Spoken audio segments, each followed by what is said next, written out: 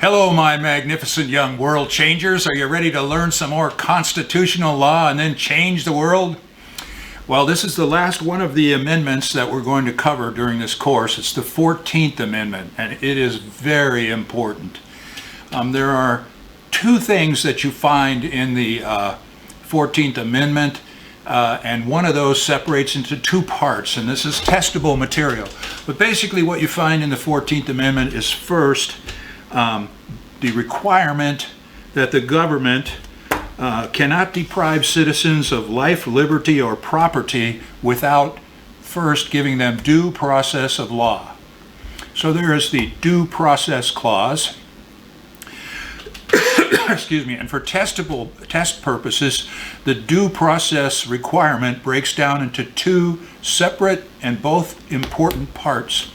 The first part is procedural due process, basically the right to notice and a hearing. And the second part is substantive due process, which is a bit more complicated and arguably more important, and it is your right to not have the government interfere with your personal liberties unless the government has a substantial government reason or purpose behind the new law that it's creating. So due process is the first of the two things that's in the 14th Amendment, and the second part is, this is where it says there shall be equal protection of all citizens under the law. We're not going to discriminate against racial or religious minorities. The 14th Amendment, by the way, is the one that makes the restrictions, like the 8th Amendment that says no cruel and unusual punishments and no excessive fines, makes that applicable to state and local laws as well as to federal laws. Prior to the 14th Amendment, arguably, many of your Bill of Rights guarantees applied only to actions taken by the federal government. But the 14th Amendment expands that. So let's look first at due process. Remember, there's two forms, procedural and then there's substantive. Under the procedural part, it just basically usually means before the government can take one of your private or personal liberties or your property, there must first be notice and a hearing, a right for you to be heard to argue against it. One of the places that's going to surprise you, however, where procedural due process has been showing up in the last few years is around the issue of punitive damages. Many times a trial court, a jury of 12 citizens, your peers, will find the behavior of someone or of some giant corporation so bad, so egregious, that they will award multi-million-dollar punitive damage awards as well as the actual damage awards. And those decisions are often appealed by the attorneys for the big corporations, and the courts, for whatever reason, have been deciding, no, those huge punitive damage awards, they violate the due process of law, and they strike them down. Here's one example, not the most inspiring example in my opinion, but the Exxon Valdez, Exxon allowed a known alcoholic sea captain who was known to have fallen off the wagon drive this gigantic oil tanker, and the result was an ecological disaster where thousands of gallons of oil were spilled into the bay there and millions of dollars of damage done. Well, when the government was done fighting with Exxon over that, there was a punitive damage award of $2.5 billion. 2.5 billion with a B. Might be much more than that in money damages done to the environment, but anyway, there was a punitive damage award of 2.5 billion. That was appealed, and it was knocked down by the Court of Appeals to 57.5 million. So a fraction of what was initially awarded. From 2.5 billion down to 57.5 million. Now that might still seem to you like a huge amount of money, $57.5 million in damages for one environmental tragedy. But you need to remember that that year, 2000, or I don't know if it's the same year, but in the year 2007, which was probably near to the same year, 2007, Exxon's profits were 40.6 billion. That's with a B, $40.6 billion. So when you compare the initial $2.5 billion punitive damage award to an annual profit of $40.6 billion, it doesn't really seem all that excessive to me. In fact, when you reduce that to $57.5 million, you begin to wonder whether or not Exxon felt any sting at all for what they did that was wrong. But it's up to you whether or not you're going to do anything about the fact that in recent years your court system has been, on appeal, has been reducing huge punitive damage awards, primarily awarded against large corporations. Of course, many of us are shareholders in those same corporations, and so maybe you're in favor of the reduction of those punitive damage awards. They cut into our profits and our stock dividends. It's one of the great leveling, if there are leveling things, arguably the great leveling of the field things are we poor and middle class people in America, we can own a part of the giant corporations and we can share in the profits. So the first part of 14th Amendment is due process of law, and the first half of that is procedural due process, but the other half arguably is more important, and that is substantive due process, and that's a little bit more difficult to explain, but it basically means, hey, when the government makes a new law or a regulation, that has to have some common sense attached to it. In other words, when the government makes a new law, it must have a compelling state interest that is big enough and important enough that it outweighs the interference that that new law is going to have in our personal liberties or our private property. So a law has to be for good reason. It can't be arbitrary, capricious, or oppressive. If the law is deemed to be arbitrary and not have a strong legitimate purpose that outweighs the interference that it does with our personal freedom, it's supposed to be stricken down as a violation of substantive due process. Now, the unfortunate thing is the more liberal the judges are that we have on the court, the less likely they are to strike down any law as a violation of substantive due process. In the past, when we had a balance of liberal and conservative judges on the bench, many new laws were just stricken down. Unconstitutional, they don't make common sense, you don't have enough substantive reason, a compelling government reason for making this new law. That reason doesn't outweigh the interference that this has with people's private lives, and so it's stricken down. In fact, when I was in law school, there was a time when the state of Nevada legislature was very proud of the fact that they had no lawyers in their entire legislature. They were a lawyer-free legislature. But the problem with that was the non-lawyers had no idea how to draft a new law that would comply with constitutional restrictions. And so for a period of 2 years, every single new law that was passed by the Nevada legislature was stricken down by their courts when it was appealed to the courts. Every single new law for 2 years.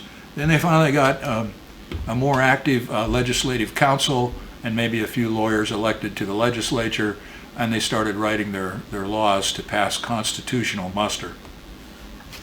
But in California, it is my assertion that our court system is failing miserable now to do an adequate review of the willy-nilly laws that are passed by our legislature, which appears to be as for sale as a common street prostitute.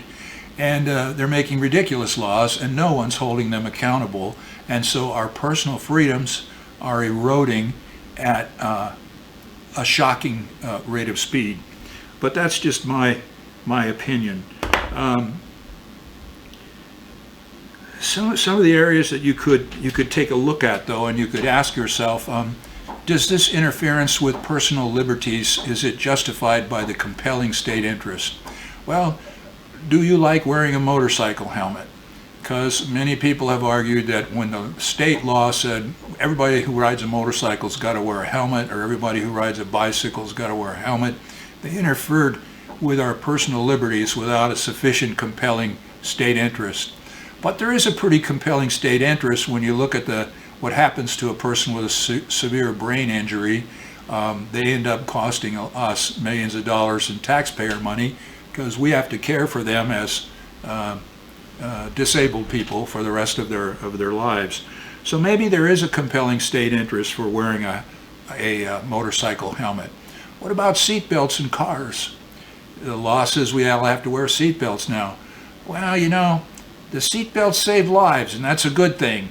But the way the seatbelt laws came into effect was dirty deals with the car manufacturers, and the deals that were made were the legislature would delay a few more years requiring the manufacturers to put in airbags, which save hopefully a lot more lives than seatbelts, as long as the manufacturers would not interfere with the state legislatures putting in the seatbelt laws for a few years first. And so I have a dirty feeling about the seatbelt laws. They were a dirty deal that was made with the car manufacturers, and I'm always going to have a bad taste in my mouth every time I fasten my seatbelts, even though I know it's the way I should respect my life and the lives of ones I love, and I buckle the damn thing every time I can remember. We have a 40-year-old air conditioner sitting on the roof of our house. And once every year or two, the air conditioner goes out, and we have to pay someone to come out and repair it, and we're waiting in the heat for a few days with no air. And so we talked to the air conditioner guy about having it replaced, and he said, well, we can replace this air conditioner for you, and that would cost you a few $1,000s, and it would save you some on your electric bill. But there's a state law that says whenever you replace a residential air conditioner now, you must also redo your whole ducting system and insulate all your air ducts up in your attic and throughout your house so that there's less than 10% energy loss through your ducting system. And that will cost you thousands of dollars more. So the bottom line is, right now, even though I would love to have a more energy efficient and modern updated air conditioner on my roof, I can't afford to do it because the state legislature decided that, you know, and Lord knows what bribe was paid to what legislator to make money for all of these air conditioning what do you call them, ducting contractors. Somebody got paid a big bunch of money for that, and then in the name of conserving energy and protecting the environment, I can't have a new air conditioner.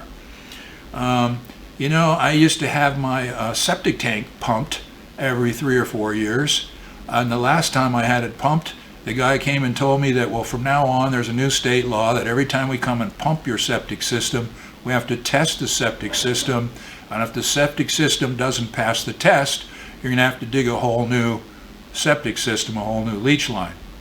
Now I'm afraid to get my septic system pumped because there's no profit in whatever inspector or contractor comes out here to inspect my system. There's no profit in him saying, oh, your system's fine, it doesn't have to be redug. You know, they're going to say, you need a whole new system because we need to be paid thousands of dollars to dig you a whole new system. And who knows, you know, what state legislature got paid off on that deal. And so in the name of protecting the environment now, I'm afraid to get my septic system pumped out. Thank God I have a good one, and so far it hasn't failed, but I'm going to delay as long as I possibly can in having it pumped out, and maybe that'll damage the environment. But these things, some of them fall under this substantive due process of law idea. Laws have to make a certain amount of sense. And there has to be a compelling state reason that outweighs the interference with our private lives. And we have dang little of that protection coming out of the California courts. And so our state legislature, in my opinion, is running amok, and they're as corrupt as can be, accepting too much lobbyist money. So that is the second part of the due process of law. The first part is procedural due process of law, notice in a hearing. The second part is substantive due process of law. The law itself has to make a little bit of common sense. The state has to have a good purpose for the law, and that purpose has to outweigh the degree of interference that interferes with our private lives. The second part of the 14th Amendment is, after due process and the two parts of that, the other thing that we have there is equal protection of the laws. And equal protection, no discrimination, hot button equal protection issues the last few years. The right to gay marriage. We finally had the High Court decide we cannot prohibit marriages among same-sex couples. It's a form of, it's not equal protection under the laws. Title VII was our 1964 legislation that said no discrimination in employment. And then we had affirmative action cases. We had no discrimination in education. We had the Brown versus Board of Education, the famous case there that said we're going to integrate the school system. But then we had these quota systems, affirmative action, that came in, and we had a little bit of a backlash against the affirmative action system. A guy by the name of Bakke, a young man who was right here in the local area, his dream was to become a doctor, and he wanted to go to UC Davis Medical School. And he had high grades, and he got a high test score on the medical school admissions test, but he did not get in. And he found out that one of the reasons he did not get in was because a certain number of seats in every incoming medical school class at UC Davis were reserved for minority students, and many of those minority students who got in, they had lower test scores than his and lower grades. And so he sued, and he said, look, this is reverse discrimination. You're violating the 14th Amendment. I'm not getting equal protection of the law because I'm a white guy. You're discriminating against me because I'm white. And this put the courts into a very awkward position, because they were the ones under Brown versus Board of Education who initially said, we want the schools to be integrated. We want you to do affirmative action and get more minority students in the schools to level the economic playing field. So they believed in affirmative action, but they looked at what happened to Mr. Bakke and they said, man, there's no denying this guy suffered discrimination. It's reverse discrimination. He's a white guy, and he's not getting a fair shake. And so what they said in the Bakke ruling was, look, we still strongly support affirmative action. We still want you to do what you can to get minority students into the colleges and the schools. But any affirmative action program that involves a quota system, which sets aside and reserves a certain number of seats in every incoming class for minorities only, that's discriminatory, and so you cannot do that. You cannot have a quota system. So that was the Bakke case. Well, remember, in 14th Amendment due process stuff, we have due process of law, which breaks down into procedural due process and substantive due process. And then the second part of the 14th Amendment is equal protection of the laws for everyone. It's a beautiful idea. It's worth fighting for and defending.